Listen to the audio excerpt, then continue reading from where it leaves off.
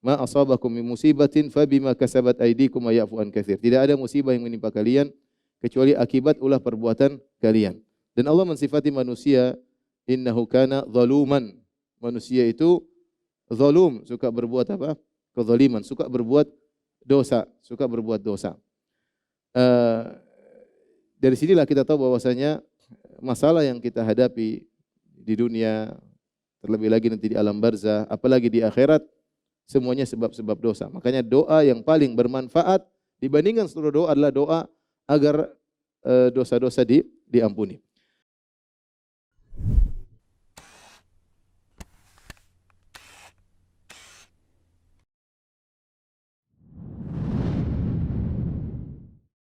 Bismillahirrahmanirrahim. Assalamualaikum warahmatullahi wabarakatuh. Alhamdulillahi ala ihsani wa syukru lahu ala taufiqihi wa amtinani. Asyhadu an la ilaha illallah wahdahu la syarika lahu ta'ziman li sya'ni wa asyhadu anna Muhammadan abduhu wa rasuluhu da'ila ridwani. Allahumma salli alaihi wa ala alihi wa ashabihi wa ikhwani.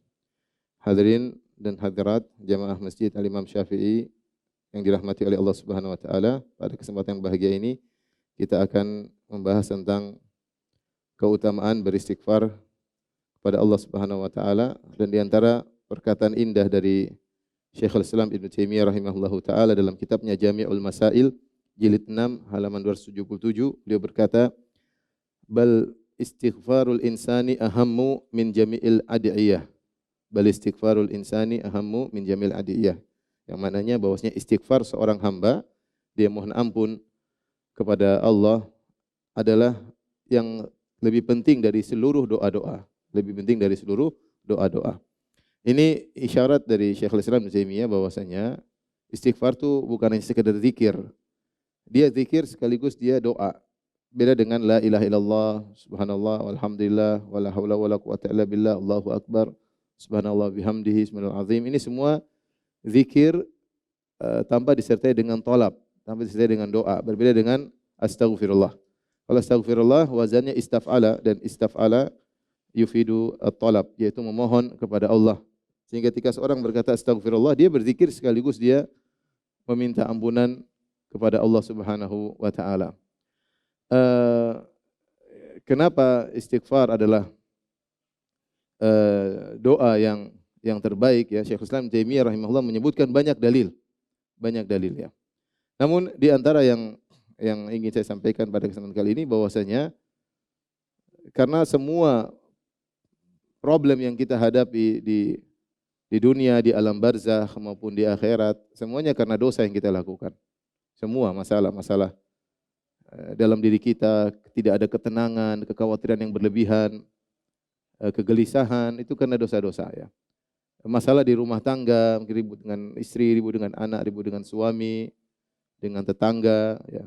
Masalah dalam dakwah, semua problematika yang kita hadapi semuanya karena dosa-dosa yang kita lakukan. Makanya Allah berfirman, wa ma asabaka min sayyi'atin famin nafsik. Apa yang menimpamu dari keburukan semuanya dari dirimu sendiri. Ma asabakum min musibatin fabima kasabat aydikum wa ya'fu an katsir. Tidak ada musibah yang menimpa kalian kecuali akibat ulah perbuatan kalian. Dan Allah mensifati manusia, innahu kana zaluman. Manusia itu zalum, suka berbuat apa?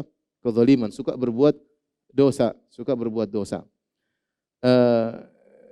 Dari sinilah kita tahu bahwasanya masalah yang kita hadapi di dunia, terlebih lagi nanti di alam barzah, apalagi di akhirat, semuanya sebab-sebab dosa. Makanya doa yang paling bermanfaat dibandingkan seluruh doa adalah doa agar dosa-dosa diampuni. Ikhwan dan akhwat yang dirahmati Allah Subhanahu wa taala, Syekhul Islam Taimiyah menyebutkan beberapa dalil-dalil yang saya akan sebutkan ya dari kitab tersebut Jami'ul Masail tentang agungnya istighfar ya. Dan dia adalah doa yang paling penting daripada doa-doa yang lainnya. Di antaranya Allah Subhanahu wa taala menggandengkan istighfar dengan tauhid ya. Misalnya Allah berfirman, fa'lam annahu la ilaha illallah wastaghfir li dzambik walil mu'minin. Kata Allah Subhanahu wa taala, ketahuilah bahwasanya tidak ada yang berhak disembah kecuali Allah semata, dan istighfarlah untuk eh, dosa-dosamu agar kau diampuni, dan juga istighfarlah buat orang-orang yang beriman. Ketika Allah menggandengkan tauhid dengan istighfar, ya, menunjukkan bahwasanya istighfar adalah doa yang sangat agung digandingkan dengan tauhid. Kemudian di antara dalil yang disebut Syekhul Islam Ibnu Taimiyah bahwasanya istighfar adalah doa yang menghiasi seluruh kegiatan salat. Baik dimulai dari doa istiftah sampai selesai salat. Doa istiftah kita mohon ampun kepada Allah. Di antara dalam hadis Ali radhiyallahu taala anhu, Allahumma antal maliku la ilaha illa anta, anta rabbi wa ana abduk, zalamtu nafsi wa ataraftu bi dzambi faghfir li dzunubi jami'an innahu la yaghfiru dzunuba illa ant. Itu di antara doa istiftah. Yang artinya, Allah, engkau adalah Tuhanku, aku adalah hambamu, dan aku telah menzalimi diriku dan aku mengakui dosa-dosaku. Maka ampunilah seluruh dosa-dosaku. Itu diucapkan di antara doa istiftah. Di antara doa istiftah adalah Allahumma ba'id baini wa baini khataayaya kama ba'adta bainal masyriq wal maghrib, dan seterusnya. Allahumma naqqini min khataayaya. Di antara makna dari doa tersebut, ya Allah bersihkanlah apa? Dosa-dosaku. Berarti minta ampun. Kita istiftah sudah minta ampun. Kemudian kita salat. Jika salat kemudian kita ruku, di antara doa ruku adalah subhanakallahumma rabbana wa bihamdika Allahumma ighfirli. Dan ini doa yang dibaca oleh Nabi SAW di akhir hayatnya. Ruku dan sujud beliau membaca doa tersebut. Subhanakallahumma rabbana wa bihamdika Allahumma ighfirli. Ya Allah, ampunilah aku. Kemudian bangkit i'tidal, ada hadis disebutkan oleh Syekh Islam Taimiyah kalau tidak salah lemah, ya. Minta ampun setelah i'tidal. Kita lanjutkan saja. Kemudian ketika duduk di antara dua sujud. Sujud tadi kita juga istighfar. Subhanakallahumma rabbana wa bihamdika Allahumma ighfirli. Duduk di antara dua sujud, Rabbighfirli warhamni wajburni. Rabbighfirli, Rabbighfirli, Rabbighfirli. Kita juga istighfar. Kemudian doa setelah tasyahud, ya. Rabbighfirli ma qaddamtu wa ma akhartu wa ma asrartu wa ma a'lantu wa ma asraftu wa ma anta alamu bihi minni antal muqaddim wa antal muakhir la ilaha illa anta. Kita juga minta ampun kepada Allah Subhanahu wa taala setelah tasyahud, sebelum salam. Kemudian setelah salam kita astaghfirullah, astaghfirullah, astaghfirullah. Salat yang merupakan ibadah agung yang kita diwajibkan paling tidak 5 kali sehari, isinya adalah mohon ampunan kepada Allah Subhanahu wa taala. Oleh karenanya, di antara yang menunjukkan akan agungnya istighfar, itulah ya yang menjadikan Nabi sallallahu alaihi wasallam adalah manusia terbaik di antara seluruh nabi. Karena di antara sifat spesial Nabi sallallahu alaihi wasallam, qad ghufira lahu ma taqaddama min dzambihi wa ma ta'akhkhar. Kata Allah Subhanahu wa taala, inna fatahna laka fathan mubina liyaghfira lakallahu ma taqaddama min dzambika wa ma ta'akhkhar. Agar Allah mengampuni dosa-dosamu wahai Muhammad yang telah lalu maupun yang akan datang. Karenanya ketika di padang mahsyar orang-orang minta syafaat, seluruh nabi yang dimintai syafaat minta uzur, dan mereka adalah ulul azmi minar rusul. Nabi-nabi yang terbaik, Nabi Adam alaihissalam, kemudian Nabi Nuh, kemudian Nabi Ibrahim, kemudian Nabi Musa, Nabi Isa, terakhir Nabi Muhammad SAW. Kenapa mereka tidak berani memberi syafaat? Karena mereka merasa berdosa. Ya, mereka merasa berdosa. Saya telah berdosa, kata Nabi Adam, saya telah berdosa. Nafsi saya juga butuh kepada syafaat. Kenapa? Karena menyadari dosa yang pernah dilakukan, meskipun tentu sudah diampuni oleh Allah Subhanahu wa taala. Namun perasaan berdosa tersebut menghalangi mereka untuk memberi syafaat. Sampai akhirnya ketika orang-orang datang kepada Nabi Isa, maka Nabi Isa berkata, pergilah kepada kepada Nabi Muhammad SAW, abdun qad ghufira lahu ma taqaddama min dzambihi wa ma ta'akhkhar. Seorang hamba yang telah diampuni dosa-dosa yang telah lalu dan akan datang. Maka ketika itu Nabi SAW memberi syafaat kepada manusia, seluruh manusia, agar Allah segera datang untuk memulai persidangan. Kenapa? Karena Nabi SAW manusia terbaik, telah diampuni dosa-dosa yang telah lalu maupun yang akan datang. Jadi istighfar ini menjadikan seorang semakin tinggi, semakin mulia di sisi Allah Subhanahu wa taala. Kemudian karenanya doa-doa yang paling diharapkan oleh para anbiya, orang-orang saleh adalah agar diampuni oleh Allah Subhanahu wa taala. Aisyah radhiyallahu taala anha pernah berkata kepada Nabi SAW, ya Rasulullah, In alimtu anna al-laila lailatul qadar, madza aqula fiha? Wahai Rasulullah, kalau aku tahu suatu malam Lailatul Qadar, apa doa yang aku ucapkan? Aisyah radhiyallahu anha tentu menghafal banyak doa dan dia sering mendengar Rasulullah SAW baca doa dan dia pun bisa ngarang doa sendiri karena dia jago bahasa Arab. Tetapi dia tanya, ini malam spesial ya Rasulullah, kira-kira doa apa yang aku pilih untuk aku bisa ucapkan di malam Lailatul Qadar yang lebih baik daripada 1000 bulan?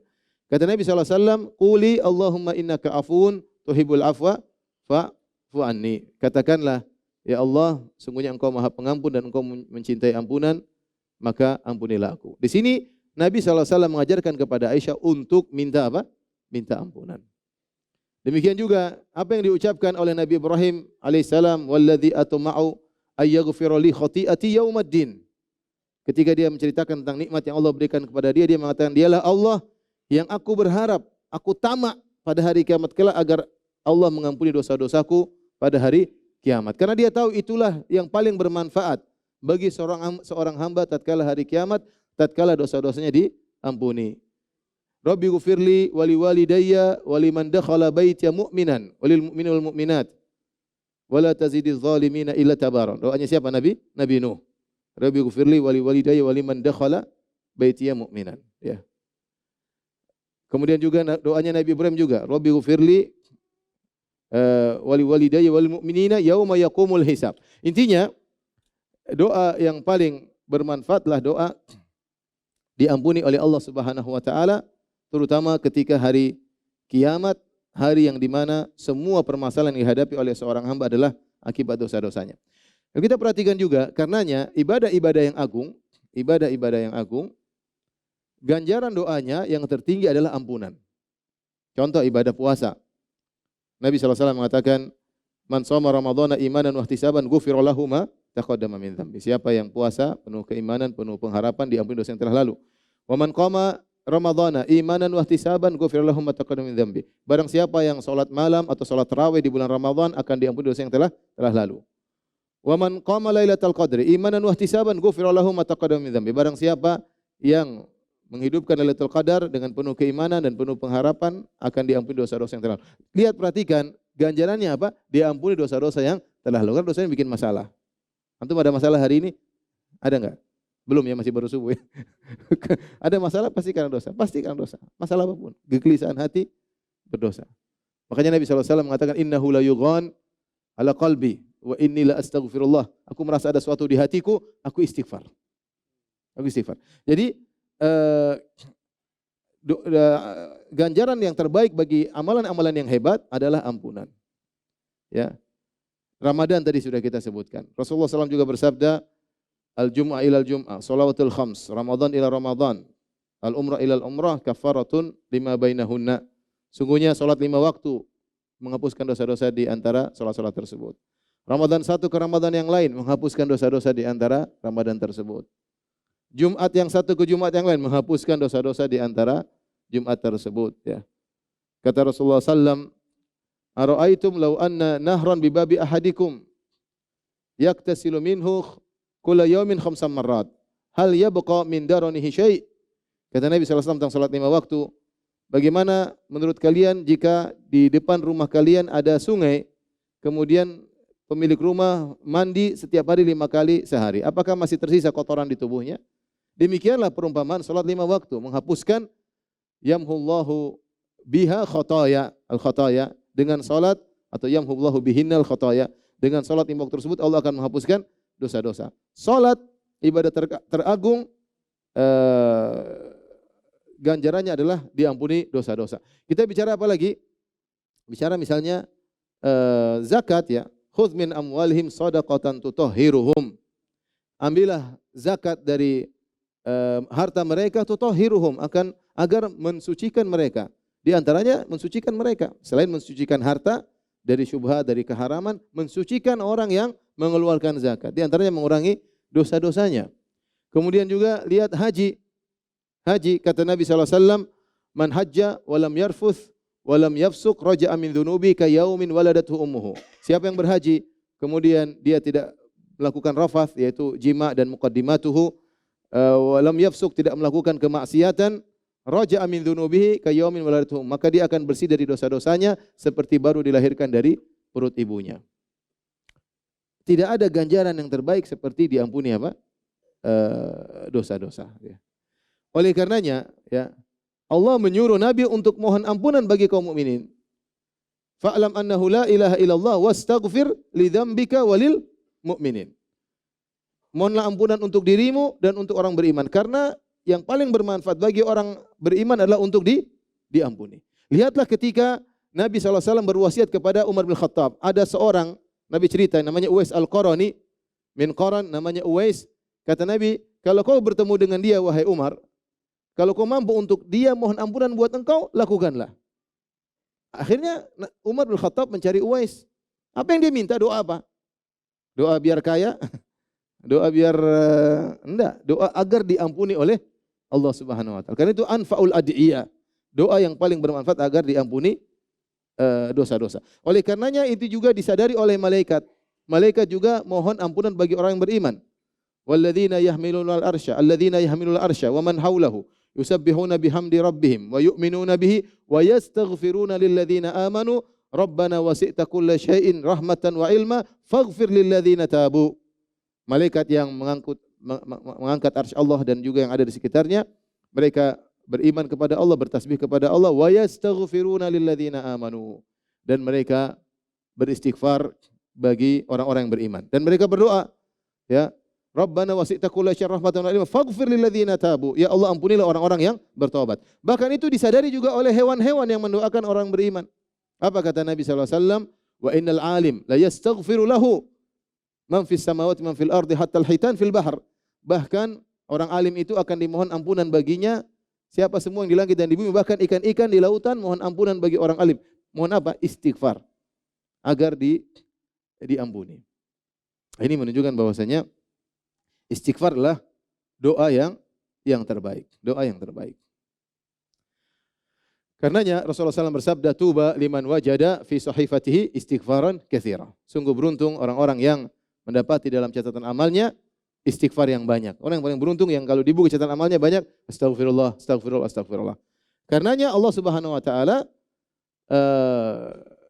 memerintahkan orang-orang beriman untuk beristighfar, untuk bertobat kepada Allah Subhanahu wa taala. Jangan orang beriman, Nabi SAW menyadari pentingnya istighfar. Rasulullah SAW beristighfar sehari 70 kali, dalam sebagian riwayat 100 kali. Ya ayuhan nas tubu ila Allah wastaghfiruhu wa tubu ilaih fa inni astaghfiru Allah wa atubu ilaih fil yaum 100 marrah.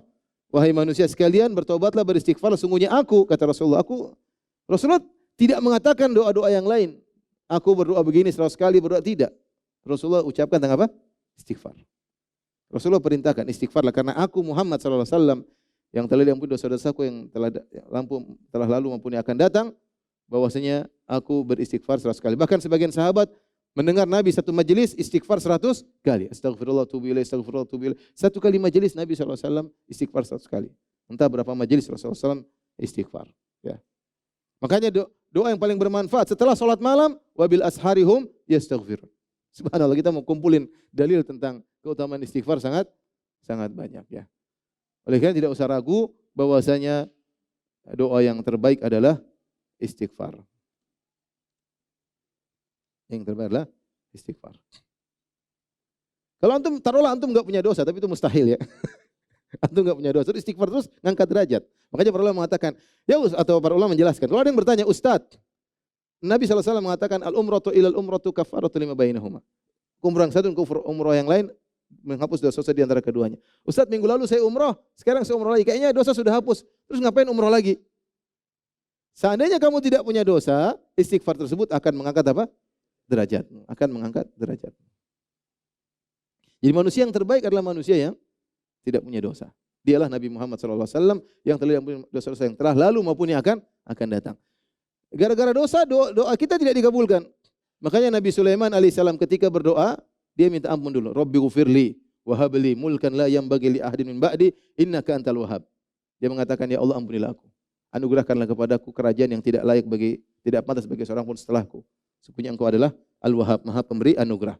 Tapi dia buka dengan apa? Dengan istighfar. Dengan istighfar. Baik, ini sebagian dalil, tentu banyak dalil yang juga disebut oleh Syekhul Islam Ibnu Taimiyah rahimahullahu taala tentang keutamaan istighfar. Maka di penghujung kajian ini, ya, sudah jam 9 belum? Jam 9 kurang 3 jam. Yang penting bukan kajian, yang penting prakteknya kan. Kalau kebanyakan susah dipraktekkan, sedikit-sedikit aja. Baik, di penghujung kajian ini, saya sebutkan kenapa kita harus sering bertobat. Bertobat adalah wazifatul umur. Beristighfar wazifatul umur. Seorang harus sering istighfar fi bidayati ila nihayati. Sejak kita awal kita harus istighfar sampai kita wafat kita terus beristighfar. Ini berlaku bukan cuma bagi kita, bahkan berlaku bagi para anbiya, orang-orang soleh ya. Mereka senantiasa beristighfar. Mereka senantiasa beristighfar. Di antara 3 hal yang menuntut kita untuk sering beristighfar, tadi Allah sudah sebutkan. Pertama, manusia itu zalim, senantiasa berbuat kesalahan, berbuat zalim. 3 hal. Pertama, kita selalu bermaksiat. Yang kedua, kita kurang pandai bersyukur. Yang ketiga, kita ibadahnya enggak beres. Ini 3 hal. 3 hal yang buat, sebenarnya kembali kepada 2. Ibnu Taimiyah mengumpulkan kepada 2 karena beliau mengatakan seorang hamba senantiasa yataqallabu baina dzambin wa ni'mah. Kembali kepada 2, yaitu kita senantiasa berdosa. Yang kedua, kita tidak pandai bersyukur atas nikmat Allah. Yang ketiga, ini cabang dari yang kedua, kita tidak pandai dalam beribadah. Selalu ibadah kita enggak beres. Yang pertama jelas, kenapa kita harus banyak istighfar? Karena dosa kita banyak. Dosa kita banyak. Karenanya Allah Subhanahu wa taala perintahkan kepada kaum mukminin. Kata Allah Subhanahu wa taala dalam surat An-Nur, ya, di awal ayat Allah mengatakan kulil mu'minina yaghuddu min absarihim wa yahfadhu furujahum dzalika azka lahum innallaha khabirum bima yasnaun wa qulil mu'minati, dan seterusnya. Wahai, katakanlah kepada orang beriman, tundukkan pandangan mereka dan jagalah kemaluan mereka. Ini lebih baik bagi mereka. Allah tahu apa yang mereka kerjakan. Katakan juga kepada wanita mukminah untuk tundukkan pandangan mereka dan menjaga kemaluan mereka. Dan seterusnya, ya, kata Allah Subhanahu wa taala di akhir ayat, wa tubu ilallahi jami'an ayyuhal mu'minun. Dan bertobatlah kalian seluruhnya, wahai orang-orang beriman. La'allakum tuflihun, agar kalian beruntung. Ayat ini ayat madaniyah. Turun kepada para sahabat setelah mereka berjihad, setelah mereka berhijrah, meninggalkan negeri mereka, meninggalkan harta mereka, meninggalkan kampung yang mereka cintai, dari yang kaya menjadi miskin, kemudian hidup susah di kota Madinah, kemudian mereka berjihad jalan Allah Subhanahu wa taala, dan mereka sudah disifati dengan orang beriman. Allah masih suruh mereka untuk apa? Bertobat. Wa tubu ilallahi jami'an ayyuhal mu'minun. Allah tidak mengatakan ayyuhan nas, wahai manusia, wahai orang-orang beriman. Sehingga kalau seorang berkata, saya ngapain sering istighfar?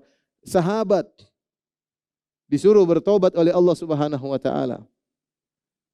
Bagaimana lagi dengan kita yang jelas-jelas suka melakukan maksiat. Bahkan dalam ayat ini Allah menyuruh bertobat dari pandangan yang haram, dari pandangan yang haram.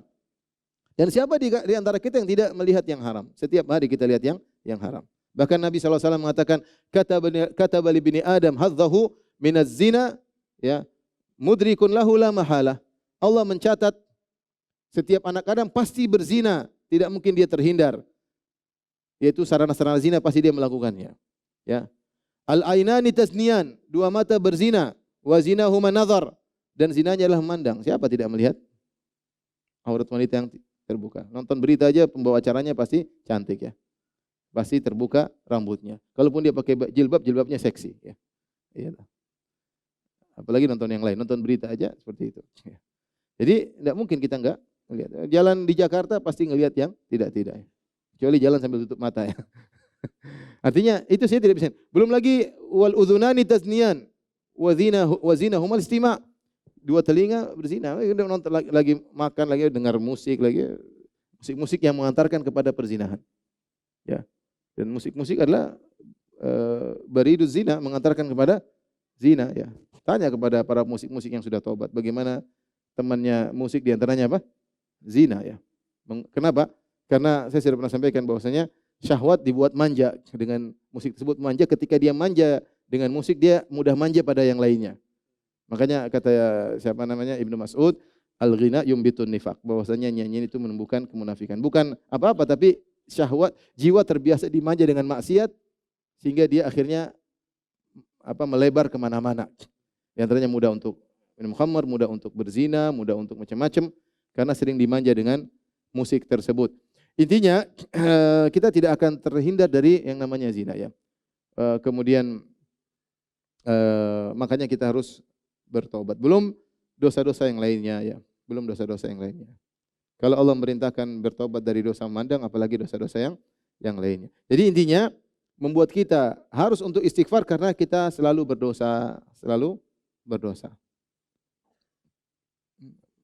Belum dosa terkait dengan orang lain, orang terdekat, masih banyak hak istri tidak kita penuhi, masih banyak hak anak tidak kita penuhi, masih banyak hak orang tua tidak kita penuhi.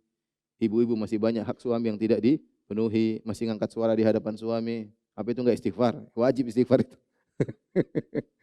Biar bapak-bapak semangat. dosa banyak. Kita ini dosa banyak, tiap hari berdosa ya. Tiap hari berdosa. Bangun tidur langsung dosa. Begitu bangun tidur lihat YouTube, lihat Facebook, sudah lihat macam-macam pasti. Kita buka hari-hari kita dengan bermaksiat. Kemudian ini jelas ini pembahasan tersendiri. Yang kedua, bahwasanya di antara hal yang membuat kita harus sering beristighfar adalah kita kurang bisa bersyukur. Karena nikmat yang Allah berikan kepada kita sangat banyak dan setiap nikmat tersebut wajib untuk disyukuri dan kita tidak bisa menjalankan ibadah tersebut. Ibadah mensyukuri nikmat Allah Subhanahu wa taala. Makanya sering disampaikan bahwasanya ketika seorang buang hajat, dia keluar dia mengatakan Rabbi ghufranaka. Dia mengatakan apa? Ghufranaka. Artinya Allah, aku mohon ampunanmu. Kenapa? Karena aku tidak mau bersyukuri nikmat-nikmatmu. Di antara sekian banyak nikmat yang Allah berikan kepada kita adalah kita bisa buang hajat dengan baik. Bayangkan kalau kotoran tersebut tertahan dalam perut kita enggak bisa dikeluarkan, maka kita akan merasakan sakit luar biasa. Di antaranya Nabi SAW menjelaskan bahwasanya setiap sendi ya kullu sulama minan nasi alaihi sadaqah. Setiap sendi yang ada pada diri kita wajib untuk disedekahkan. Ada kewajiban mensyukurinya. Dan kita punya 360 sendi. Tiap kita bangun pagi, sendi kita lancar, ini wajib disedekahi. Bayangkan kalau ada konslet atau macet. Contoh kena asam urat, macet atau tidak? Macet. Contohnya kesleo, macet enggak enak. Contohnya paling parah adalah apa? Saraf kejepit. Waduh, setengah mati. Berarti ada sendi yang enggak beres. Nah, kita tiap hari bangun apa? Enak, santai. Ini ada kewajibannya ya. Kewajiban yang harus kita syukuri tiap hari. Tiap hari. Artinya banyak sekali nikmat yang Allah berikan kepada kita ya. Dan kita tidak pandai untuk mensyukuri. Makanya Nabi SAW beribadah sampai kakinya bengkak, sampai pecah-pecah kakinya. Kata Nabi SAW, afala akunu abdan syakura. Kenapa aku tidak menjadi hamba yang pandai bersyukur? Allah berkata kepada Nabi Sulaiman, i'malu ala Dawud syukran wa qalilun min ibadiyasy syakur. Beramal solehlah engkau wahai keluarga Daud, Sulaiman alaihissalam, dan sedikit dari hambaku yang pandai bersyukur. Ya. Jadi di antara bentuk syukur yang paling jelas adalah beramal soleh. Beramal soleh. Nah, kita ini kurang bersyukur. Allah mengatakan, wa atakum min kulli ma sa'altumu wa in ta'uddu ni'matallahi la tuhsuha innal insana ladzalumun kaffar. Dan Allah memberikan kepada kalian seluruh nikmat yang kalian minta. Kalau kalian menghitung-hitung nikmat yang Allah berikan kepada kalian, la tuhsuha, kalian tidak bisa menghitung-hitungnya. Innal insana ladzalum. Makanya manusia itu zalim, berbuat zalim. Kafar, suka mengingkari, tidak pandai bersyukur. Sudah dikasih nikmat banyak, dia suka berbuat dosa dan dia ingkar dengan nikmat yang Allah berikan kepadanya. Ya. Dalam qiraah wa atakum min kullin ma sa'altumu. Dan Allah berikan kepada kalian kenikmatan yang kalian tidak minta. Kenikmatan jangan cuma yang kita minta saja, banyak kenikmatan yang tidak kita minta. Allah berikan. Waktu kita masih kecil, kita enggak bisa apa-apa, Allah kasih nikmat. Allah berikan asupan gizi, kita masih dalam janin, kita baru lahir, Allah kasih orang tua kita sayang sama kita, makanya dikasih susu, dikasih minuman. Ya. Kalau Allah cabut rasa sayang dari orang tua kita enggak diurus ya. Taruh di rumah, orang tua jalan-jalan, pacaran, anak dibiarin aja. Tapi siapa yang kasih sayang kepada orang tua sehingga dia sayang sama kita, dia kerja setengah mati. Kita enggak bisa minta apa-apa. Jadi banyak kenikmatan yang kita tidak minta, Allah apa? Kasih. Dan saya sering sampaikan hal ini. Makanya ketika Nabi Musa alaihissalam berdoa minta kepada Allah, Rabbi Rabbi shrah li sadri wa yassir li amri dan seterusnya. Kata Allah, qala qad utita su'laka ya Musa wa laqad mananna 'alaika marratan ukhra. Sungguh permintaanmu kami kabulkan ya Musa, langsung kami kabulkan, dan sungguh kami telah berikan kau nikmat terdahulu sebelum ini ketika kau masih kecil. Id auhayna ila ummika ma yuha anikdhifihi fit tabuti fakdhifihi fil yammi falyuqihil yammu bisal dan seterusnya. Ketika kau masih kecil, kau ingin dibunuh oleh Firaun dan bala tentaranya, kami ilhamkan kepada ibumu agar kau dimasukkan dalam suatu keranjang, dilepaskan di sungai Nil dan seterusnya. Nabi Musa bisa berdoa enggak ketika masih kecil? Tapi Allah tahu kebutuhannya agar dia selamat. Allah telah berikan kepada nikmat kepada Nabi Musa sebelum dia pandai untuk meminta. Jadi maksud saya, ini sebagai isyarat saja bahwasanya banyak nikmat yang Allah berikan kepada kita yang tidak kita minta. Bahkan lebih banyak daripada yang kita minta. Kita minta tidak banyak, yang Allah kasih tanpa kita minta lebih banyak. Dan itu semua wajib untuk disyukuri.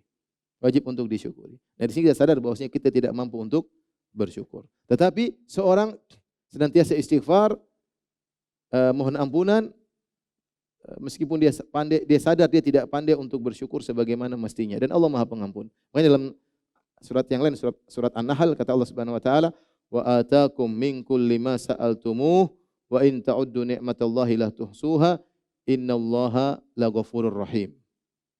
Dalam ayat yang lain kata Allah, dan Allah memberikan kepada kalian apa yang kalian minta. Kalau kalian hitung nikmat Allah, kalian tidak bisa menghitungnya, tapi Allah Maha Pengampun dan Maha Penyayang.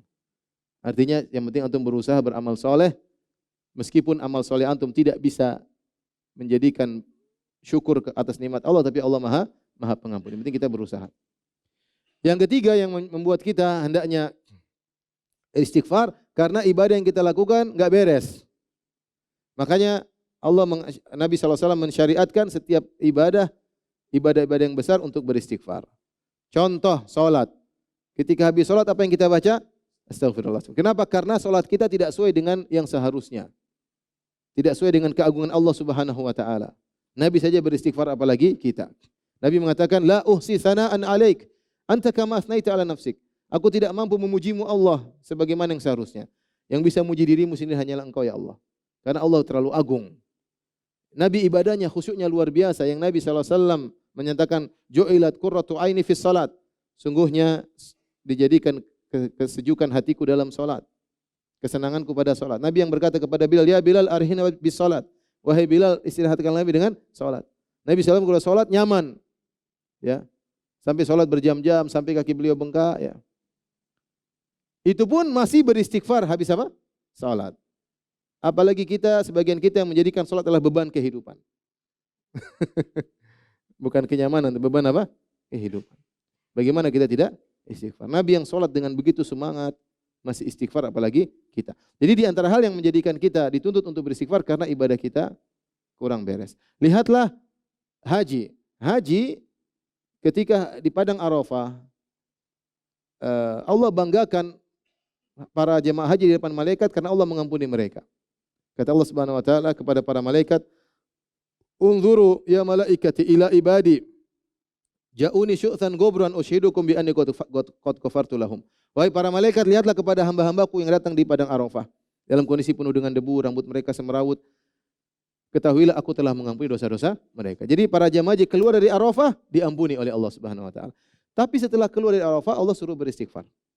Kata Allah, "Tsumma afidhu min haitsu afadhan nas wastaghfirullah." Kemudian bertolaklah kalian meninggalkan Arafah sebagaimana orang meninggalkan Arafah, wastaghfirullah, suruh istighfar. Habis hajian masih disuruh apa? Istighfar. Ya. Kenapa? Karena seorang ibadah penuh dengan kekurangan. Apalagi sebagian orang setelah ibadah timbul ujub. Ya. Lihatlah orang-orang yang setelah sholat malam, wabil asharihum yastaghfirun. Para ahli tafsir mengatakan mereka beristighfar setelah sholat malam. Setelah siang mereka puasa bersedekah, malamnya mereka sholat malam, penghujung ibadah mereka apa? Beristighfar. Astagfirullah. Artinya mereka bilang, ya Allah masih banyak kesalahan kami dalam menjalankan ibadah kepadamu. Ya. Setelah wudu juga kita disunahkan untuk bertobat. Allah maj'alni minat tawabin wa ja'alni minal mutatahhirin. Ya. Bahkan Nabi SAW yang berdakwah selama 23 tahun, yang tidak pernah istirahat, sejak Allah mengatakan, ya ayyuhal muddathir kum fa'anzir, wahai yang berselimut bangunlah, beri peringatan. Rasulullah tidak pernah beristirahat. Siapa yang baca sirah Nabi dia tahu Nabi tidak pernah beristirahat. Dari kum fa'anzir sampai Nabi SAW meninggal. Tidak pernah beristirahat. Dari suatu kegiatan-kegiatan lainnya dan seterusnya. Di penghujung dakwah Nabi SAW, Allah suruh istighfar. Idza ja'a nasrullahi wal fath wa ra'aitan nasa yadkhuluna fi dinillahi afwaja wasabbih bihamdi rabbika wastaghfirhu. Ketika Nabi sukses. Allah mengatakan jika telah datang pertolongan Allah dan kemenangan Allah, engkau melihat orang sudah masuk dalam agama Allah berbondong-bondong. Fasabbih bihamdi rabbika wastaghfirhu. Bertasbihlah dan beristighfarlah. Innahu kana tawwaba. Sungguhnya Allah Maha menerima taubat.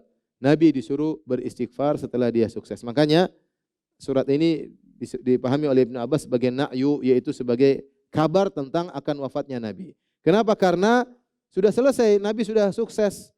Orang sudah masuk Islam semuanya berbondong-bondong, terus tugas Nabi apa lagi? Kalau gitu Nabi tugasnya sudah selesai, saatnya Nabi dipanggil oleh Allah Subhanahu wa taala. Di penghujung kehidupan Nabi, Nabi kemudian yata'awwalul Quran, kata Aisyah, Rasulullah sallallahu alaihi wasallam menjalankan perintah Allah, sabbih bihamdi rabbika wastaghfirhu, maka Nabi ruku dan sujud dengan baca subhanakallahumma rabbana wa bihamdika allahumma ighfirli. Menggabungkan antara tasbih dengan istighfar kepada Allah Subhanahu wa taala. Itu Nabi yang dakwah 23 tahun penuh dengan keikhlasan, tidak mengharapkan dunia sama sekali, bersabar dengan berbagai macam gangguan, terluka, dilempari, dihina, macam-macam, itu pun disuruh istighfar. Apalagi kita yang dakwahnya begini-begini ya.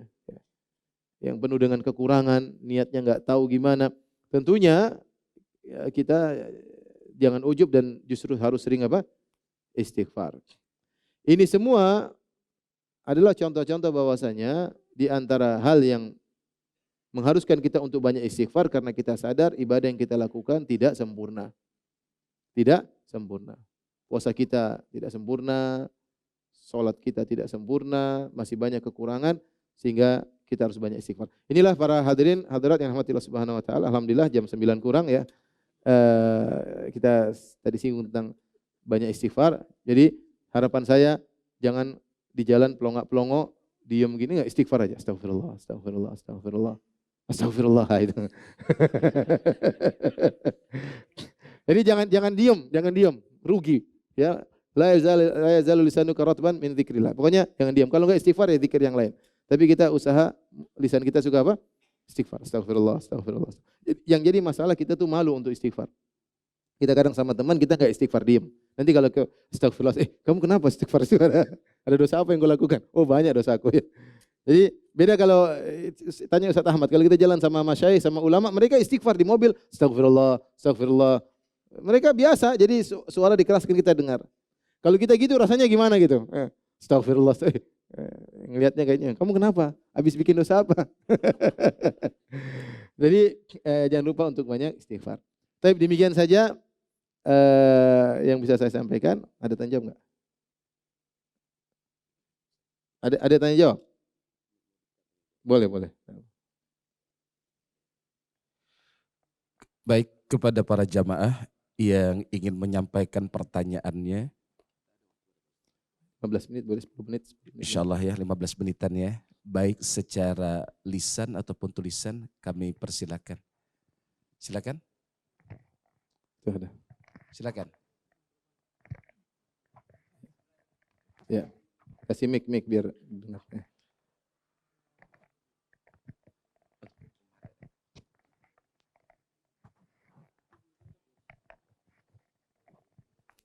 Bismillah, Assalamualaikum Ustaz.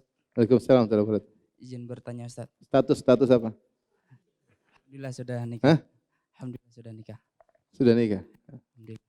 Sedang mencari apa sudah nikah? Sudah nikah, sudah punya Terus. anak. Langsung aja Ustaz. Ya. Ketika orang tua kita melakukan kesalahan atau dosa, apakah istighfar kita bermanfaat untuk orang tua? Meskipun kesalahan orang tua kita adalah kesalahan yang masuk ke dalam kesyirikan. Jazakumul khairan. Tentunya ini terkait dengan al-uzur bil jahal, bahwasanya yang saya yakini bahwasanya jika seorang terjerumus dalam syirik besar tapi dia tidak tahu dahulu hukumnya, dan dia seorang muslim dan dahulu banyak orang tidak ngerti bahwasanya banyak perkara-perkara merupakan syirik bahkan dianggap sebagai agama. Maka mudah-mudahan Allah mengampuni mereka ya. Dulu waktu saya di kampung, saya tidak tahu bahwasanya nyembelih ayam untuk jin itu syirik. Dan ada orang pintar situ, orangnya pakai kopiah, suka bawa tasbih. Orang kampung kan datang, Pak ini saya mau bangun rumah, gimana? Oh ambil ayam hitam, potong. Ya, dia kira itu agama, dia nggak tahu. Kalau dibilang syirik dia tentu tidak akan melakukan. Artinya banyak dulu orang-orang tua kita yang melakukan syirik dan mereka tidak paham. Mudah-mudahan mereka dapat uzur. Tapi kalau kita ragu, misalnya dia dapat uzur, kita boleh berdoa dengan ta'liq. Kita bilang Allah maghfir lahu in kana musliman misalnya. Ya Allah bilang orang tuaku jika dia masih muslim, ya Allah saya tidak tahu hakikat dia, ya Allah, tapi ampunilah dia, ampunilah dosa. Itu enggak ada masalah.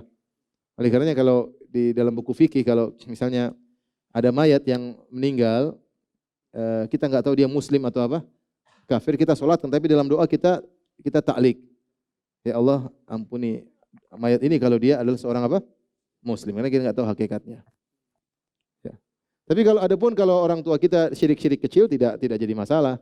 Mungkin dia pakai jimat, mungkin dia apa, itu syirik kecil. Kalau syirik kecil tidak mengeluarkan seorang dari Islam. Jadi masalah kalau orang tua kita pernah terjerumus dalam apa? Syirik akbar. Ya. Saya rasa kalau menurut pandangan saya rasa banyak di antara mereka yang dapat apa? Uzur. Karena dakwah tauhid belakangan.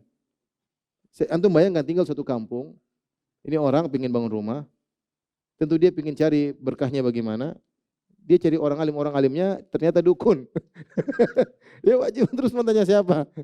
Hanya dia disarankan ambil kain hitam, potong, taruh, insya Allah rumahnya berkah biar jin nggak ganggu maksudnya. Ada itu syirik. Ya, tapi bagaimana lagi?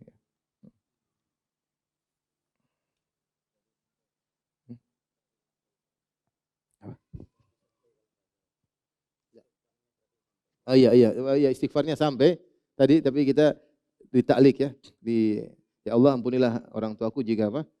Jika dia muslim ya. Tapi kalau kita ragu dia kafir atau tidak, hukum asalnya dia muslim. Hukum seorang muslim asalnya apa? Muslim. Kalau idza sabata imanuhu bil yakin, jika telah yakin dia Islam, buktinya dia syahadatain, maka tidak boleh kita mengeluarkan dari Islam kecuali dengan apa? Yakin juga.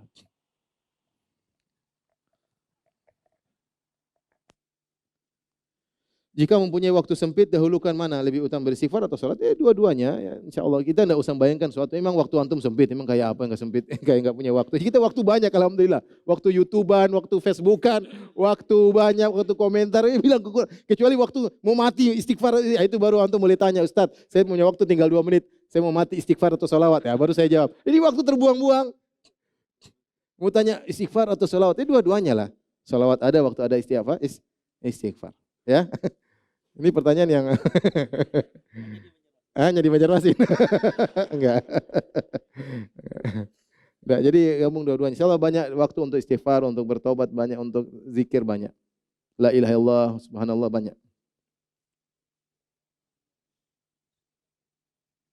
Apakah istighfar bisa menghapuskan dosa pada catatan amal? Ini masalah khilaf di kalangan para ulama. Kalau dosa jelas, tapi catatannya itu khilaf di kalangan para ulama. Kalau dosa, orang istighfar selesai. Kalau dikabulkan istighfar itu kan permohonan, ya Allah ampunilah aku. Makanya istighfar tidak disyaratkan dia harus meninggalkan dosa. Meninggalkan dosa itu taubat. Bisa jadi seorang melakukan dosa dan dia istighfar. Ya Allah ampunilah aku, ya Allah ampunilah aku. Jadi itu bedanya istighfar dengan taubat, itu khabar. Khabar bahwasanya saya bertobat. Kalau istighfar adalah tolab. Saya memohon kepada Allah untuk diampuni. Kalau taubat harus meninggalkan maksiat, kalau istighfar tidak harus. Istighfar yang sempurna adalah taubat. Tapi maksud saya, kalau seorang istighfar, ya Allah ampunilah aku, dan dikabulkan oleh Allah Subhanahu wa taala, maka dosanya jelas hilang. Cuma catatan yang ada khilaf di kalangan para ulama. Ya, kita memohon agar catatan juga dihapus. Sebagian ulama mengatakan bahwasanya catatannya tetap ada. Kenapa ada catatannya tetap ada? Sebagai bentuk agar kamu lebih bersyukur di hari kiamat kelak. Kamu pernah begini, Allah tunjukkan, biar seorang tidak lupa, kemudian dia semakin bersyukur kepada Allah Subhanahu wa taala. Baik. Yang mana? Silakan. Bismillah Ustaz. Makan pagi jam berapa? Belum ya? Jangan memperlambat orang makan pagi loh ya. Silakan. Bismillah Ustaz, terkait perbuatan Ustaz. Jadi saya itu punya tetangga Ustaz, saya tahu anaknya tetangga saya itu 1 perempuan. Nah saya beberapa hari atau beberapa minggu itu sering dia itu berduaan sama laki-laki, dan itu satu rumah Ustaz gitu sampai. Bukan keluarganya, bukan? Bukan mahramnya intinya. Bukan mahramnya, karena saya kenal bapaknya juga. Nah itu perbuatan saya itu setelah itu saya kan tidak mungkin menegur Ustadz. Nah akhirnya saya laporkan ke ketua komplek. Nah itu Kenapa nggak laporin bapaknya dulu? Bapaknya tidak ada Ustadz, bapaknya tugas karena dia polisi. Kan bisa ditelepon, kasih tahu. Maksudnya saya tidak punya link, maksudnya tidak Terus bisa komunikasi. akhirnya katanya kenal tadi. Maksudnya sempat ngobrol. Lanjut. Biasa kalau belum makan pagi ya guys. Terus pertanyaannya Pak? Ya, itu yang saya tanyakan itu perbuatan saya itu dosa kah Ustadz gitu. Terima kasih. Iya, jadi sebenarnya kalau itu asalnya kan asalnya kita tidak boleh tajasus. Kalau itu maksiat dilakukan di dalam rumah, kita nggak boleh lapor ke kecuali perbuatan maksiat tersebut kemudian berefek kepada pihak yang di luar. Artinya ketahuan orang mulai ikut-ikutan, nah ini harus segera Tapi kalau dia cuma minum khamar dalam rumah, kita nggak boleh lapor. Kita nggak boleh tajasus, cari-cari tahu nggak boleh.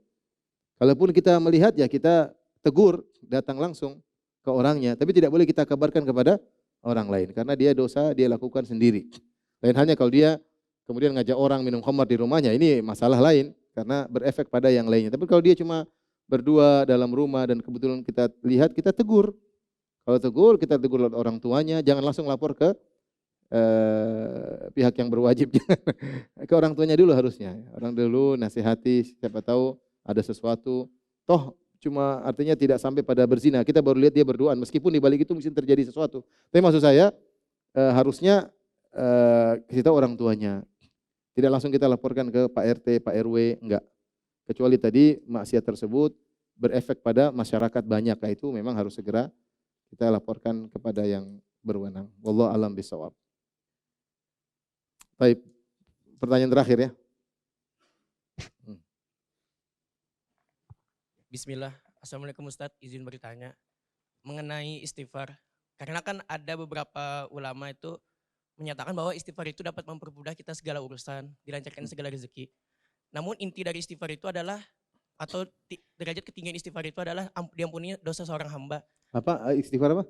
Istighfar, kadang itu kan ada dapat mempermudah segala urusan, iya, memperlancar rezeki. Di antara keutamaannya ya. Namun kan inti dari istighfar itu adalah diampuninya dosa seorang hamba dan diangkatnya derajat seorang hamba.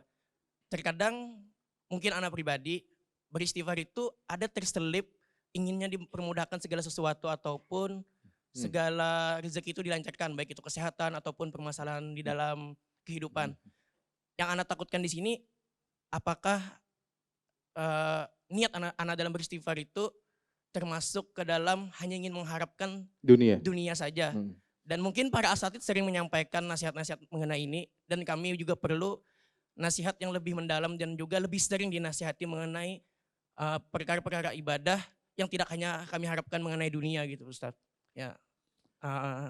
Ya Allah alam, intinya di connecting kan, jadi saya ini masalah karena dosa. Ada begitu sebelum kita istighfar. Ini masalah problem karena apa? Dosa. Makanya saya istighfar. Kerjaan macet ya.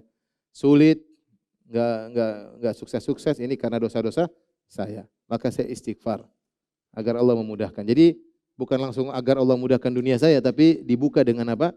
Ini semua karena dosa-dosa. Sehingga istighfar kita berkualitas. Kapan istighfar kita berkualitas? Ketika kita merasa bahwasanya kita beristighfar karena apa? Karena dosa. Makanya ada seorang syekh, saya pernah dengar ceramah, dia berkata, ada cerita seorang wanita ya dimarahin sama suaminya. Kemudian suaminya pergi. Dia istighfar di rumah. Astagfirullah. Sampai suaminya balik lagi. Sampai suaminya balik lagi. Daripada ngomel-ngomel suaminya nggak balik-balik. Istighfar suaminya balik lagi. Yakin. Karena bisa terjadi keributan tadi dengan suaminya karena dosa-dosa yang dilakukan. Jadi tinggal tambah poin itu. Memang itu di antara faedah. Itu faedah otomatis. Tidak perlu kita niatkan pun akan terjadi hal tersebut. Karena problem kita gara-gara dosa. Jadi tapi ketika kita istighfar, kita harus hadirkan saya dapat masalah ini karena dosa-dosa saya. Sehingga istighfar kita berkualitas. Terakhir ini, Afwan Ustaz, kalau kita cermati penjelasan Al-Quran sebagaimana Ustaz sampaikan di kajian Masjid Al-Faruq kemarin, lebih condong, lebih banyak kabar gembira untuk laki-laki. Apakah ini benar Ustaz? Itu surga maksudnya ya. Surga berlaku bagi laki-laki dan wanita. man amila salihan min dzakarin aw untha, ya. Apa namanya, tabi'uni ahdikum sabilar rasyad, ya qaumi innama hadhil hayatud dunya man amila sayyi'atan fala yujza ila mithlaha wa man amila salihan min dzakarin aw untha wa huwa mu'min fa ulaika yadkhulunal jannata yurzaquna fiha bighairi hisab. Barang siapa yang melakukan amal soleh, laki-laki maupun apa? Wanita, dia akan masuk surga dan diberi siksaan tanpa hitungan dari Allah Subhanahu wa taala. Hanya saja ketika di surga disebutkan lelaki karena memang Al-Qur'an turun dalam bahasa Arab dan juga memperhatikan namanya psikologi atau apa namanya adab ya. Makanya dalam Al-Qur'an misalnya Allah menggunakan kata-kata kinayah seperti jima. Jima Allah tidak mengatakan jima, tapi Allah mengatakan misalnya lamastumuni lamas min qabli an tamassuhunna mas fabashiruhunna bisyarah. Bisyarah artinya al-mubasyarah artinya pertemuan kulit dengan kulit. Ini semua 3 lafal yang disebut oleh Allah, al-mubasyarah, kemudian al-lams dan amas, ini semua menunjukkan jima. Tapi Allah menggunakan kata-kata seperti Allah menggunakan buang hajat. Allah mengatakan au jaa ahadukum minkum minal ghaid, atau salah seorang dari kalian datang dari tempat yang rendah. Al-ghaid adalah tempat tapi digunakan untuk kinayah dari kotoran, ya. Seperti kita orang Indonesia kita bilang dari mana? Dari belakang. Beda dengan dari mana? Dari dengarnya enggak enak. Kamu dari mana? Dari belakang ya. Kalau dari kalau anak saya dari dia bukan dari mana Abdul Razak? Dari IO. Jadi dia bukan IO. Enaknya dengar IO masih lebih enak. IO. Jadi kalau enggak enak dengarnya. Jadi maksudnya dalam Al-Quran juga ada seperti itu. Di antaranya adab terhadap wanita. Wanita adabnya dicari. Adabnya dicari. Sehingga disebutkan pada laki-laki untuk maksudnya wanita bidadari begini sifatnya. Karena memang dia dicari oleh lelaki. Tapi kalau di Al-Quran disebutkan laki-laki begini, badannya begini. Ini kan enggak enak. Orang baca Quran gimana gitu loh. Wanita baca Quran, waduh gimana. Jadi ada adab-adab yang Allah perhatikan. Allah alam bisawab. Sehingga ketika disebutkan kenikmatan yang dirasakan oleh lelaki dan tidak mengapa menyebut tentang kecantikan wanita bidadari karena itu perkara yang biasa dan tidak sampai sekarang tidak pantas. Yang ada sekarang yang dilihat juga wanita, bukan disebutkan tentang kegagahan seorang apa lelaki, tidak pantas. Maksudnya wanita baca kayak gitu enggak enak. Tetapi ketika disebutkan kenikmatan bagi lelaki, maka demikian juga akan dirasakan oleh apa wanita. Ya, dengan isyarat orang yang cerdas akan mengerti. Ya, tidak perlu dijelaskan, tapi isyarat sudah enggak. Kalau lelaki mendapat kenikmatan, perempuan juga dapat apa?